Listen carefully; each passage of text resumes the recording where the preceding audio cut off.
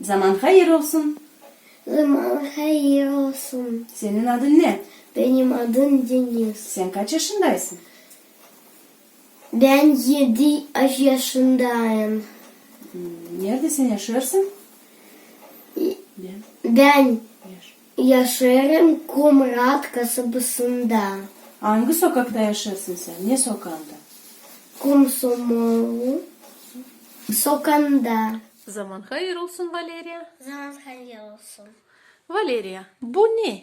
Bu armut. Armut ne soy? Armut yeşil, büyük, hem tatlı. Bravo. Valeria, sen balık istersin? Da, ben isterim. Buyur al. Sağ ol. Zaman hayır olsun Nastya. Zaman hayır olsun baba. Bunlar ne kızım? Bunlar birkaç ayı var. Kaç ayı var burada? Bir, iki ayı var. Bu ayı ne soy kızım? Bu ayı büyük hem mor.